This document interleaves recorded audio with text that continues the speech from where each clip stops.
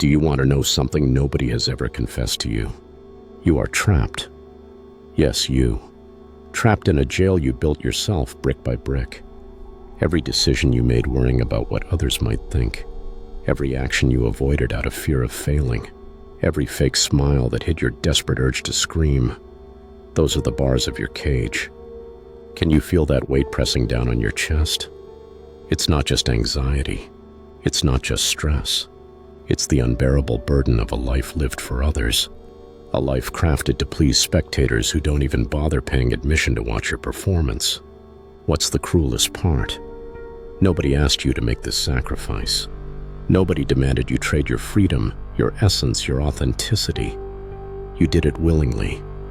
You chained yourself to the expectations of others, trading your identity for fleeting applause, for momentary approval that vanishes like smoke.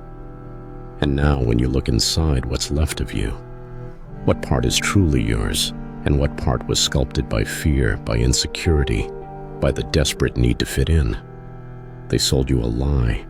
They told you control is the key, that if you could just manage every detail of your life, everything would be perfect. But here's the truth nobody dares to whisper. Absolute control is a myth, a mental trap designed to keep you distracted, disconnected from what truly matters.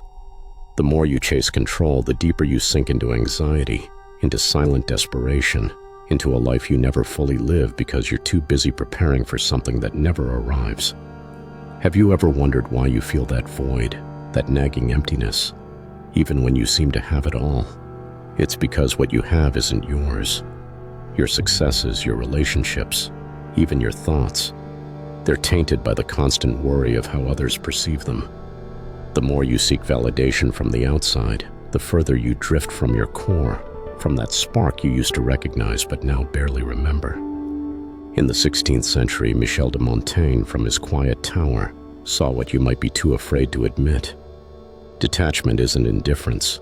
It's the only path to true freedom.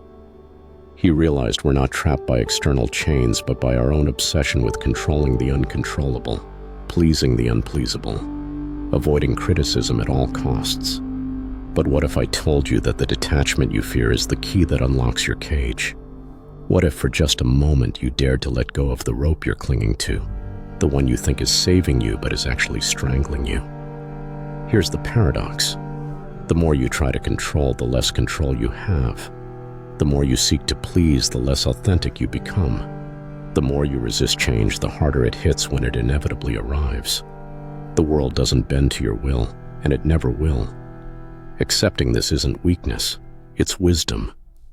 Life, in all its chaotic, unpredictable beauty, asks one simple but terrifying thing of you.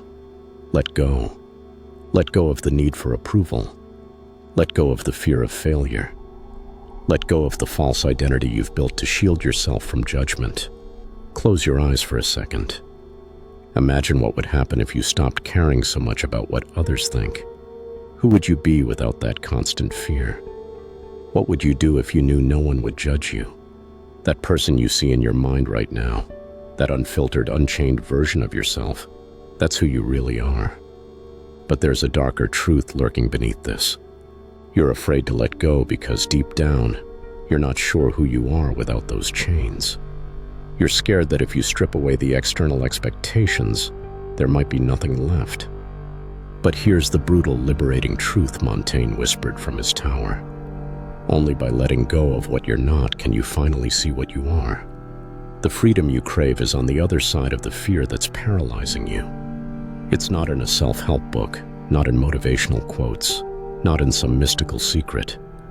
It's here right now, waiting for you to muster the courage to say, I don't need anyone's approval. I don't need to control the unpredictable. I don't need to pretend to be someone I'm not. So are you ready to let go? Or will you keep clinging to control, knowing each day pulls you further from your true self? This is just the start of a journey you might not want to take but desperately need. The choice is yours alone. Will you stay locked in a golden cage of your own making? Or will you risk jumping into the unknown, into a freedom that terrifies you but makes you feel alive? Welcome to the philosophy of detachment, to the pursuit of an inner freedom that will shatter everything you thought you knew about yourself. The path is unsettling, but I promise you, the only thing scarier than chasing that freedom is staying exactly where you are. Now let's dig deeper. You've been told your whole life that chasing goals is the key to happiness. But what if I told you most of those goals were never yours? All this time you've been climbing ladders someone else built, never stopping to ask if you even wanted to reach the top. And now that you're up there, what do you see? The view you dreamed of, or just a warped reflection of what someone else wanted you to be? We're obsessed with success, convinced it'll bring us peace. But have you ever stopped to question what success really is? More importantly, whose success? Maybe you've checked all the boxes, studied the right thing, landed the right job, surrounded yourself with the right people. Yet there's still that gnawing feeling, that whisper in the dark that something's missing. That's not failure. That's your authentic self screaming to be heard, begging you to stop ignoring it. Montaigne, in his self-imposed exile, discovered something dangerous. True success isn't what they sold you. It's not a title, a paycheck, or a social media following. True success is living in alignment with your own nature. But to do that, you have to know who you are beneath the mask, beyond the expectations, past the version of yourself you show the world every day. You've gotten so good at pretending, you barely notice the effort it takes to maintain that facade. But your mind, it's relentless. It knows. That's why the stress, the anxiety, the emptiness, they're not random. They're the consequences of a life lived for others. Montaigne saw it clearly. Most people choose the safety of a half-lived life over the risk of facing who they really are. Are you one of them? Will you keep numbing yourself with routine, or will you dare to break free? Routine is a powerful drug. It keeps you busy, distracted, trapped in a loop that slowly dulls your spirit. It feels safe, but that safety comes at a cost, your inner freedom. And freedom, it's not doing whatever you want whenever you want. It's having the courage to be yourself, even if it means defying expectations, breaking patterns, or disappointing those you care about. What if being authentic cost you everything you've built? Here's the kicker. If you have to pretend to keep it, it was never yours to begin with. Real relationships, meaningful projects, true achievements, they survive authenticity. In fact, they thrive on it. By being real, you discover what matters and shed what's just taking up space. You have less to lose than you think and everything to gain. But you have to take that leap into a life you can't fully control, but one that's finally yours. Montaigne's wisdom still rings true. Detachment doesn't mean abandoning what you love. It means loving from a place of freedom, building from a place of truth. Everything you hold on to out of fear or attachment ends up owning you. Most people live terrified of losing what they have because they've never dared to see what happens if they let it go. But real life, it starts the moment you stop clinging to what doesn't define you. So what's it going to be? Will you keep living on autopilot, scared to uncover who you are? Or will you find the courage to let go of the familiar and dive into the uncertainty that holds the promise of something far greater? Your true self, free from control, approval, and fear.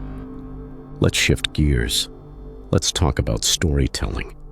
Not just the kind you see in movies or books, but the kind you do every day in your own head. The stories you tell yourself about who you are, what you're capable of, what your life means. Storytelling isn't just a way to share knowledge or emotions. It's a mirror reflecting your search for identity. Every time you narrate your life, consciously or not, you're standing face to face with what you are or what you wish you could be. Stories are powerful. They're like an emotional simulator, letting you test drive different versions of yourself without real-world risks. In times of chaos like the world we're living in now, stories become even more vital. They're a refuge, a way to process the mess, but also a way to be bold in ways you might not dare in real life. They let you cross boundaries, explore new perspectives, and rehearse what it means to be free. Here's a question. How much do the stories you tell yourself shape your choices? That inner narrative, the one that says you're not good enough, or you have to keep everyone happy, or you're destined to fail, filters how you see the world. It's like an invisible script quietly directing your life. What if you could rewrite it? What if changing the story you tell yourself could change your destiny? Think about it. So many of us are trapped in narratives we didn't even write, stories of failure, limitation, or roles we never chose. Reclaiming your story is a radical act. It's not just about seeing yourself as the hero instead of the victim. It's about realizing you're the author. You get to decide what your story means, how the past shapes you, and where the plot goes next. And here's the wild part.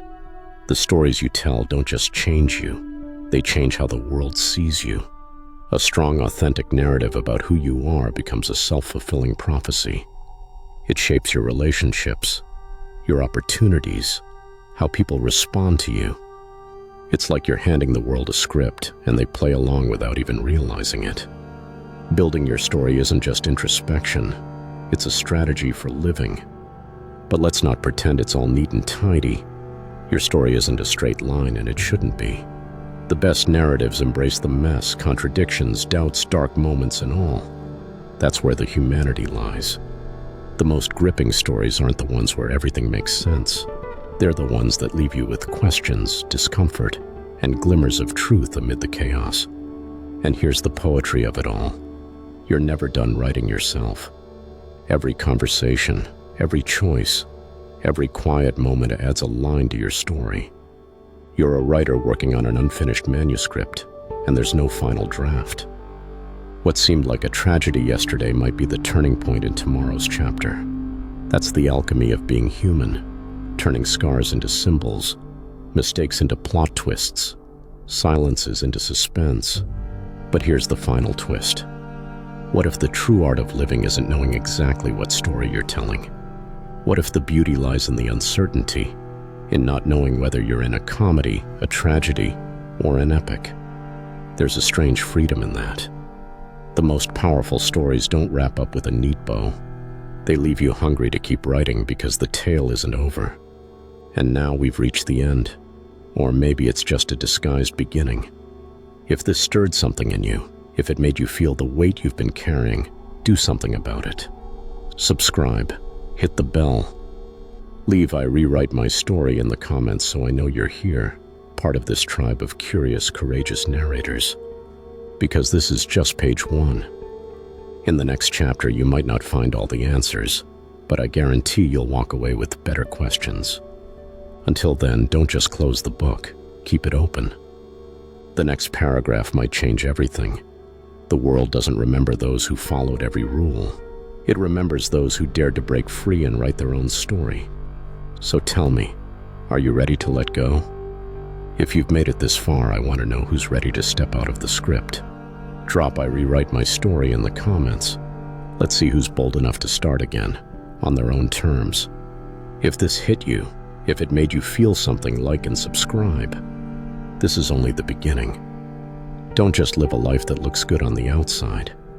Live the one that feels right on the inside. You're not here to be perfect. You're here to be real.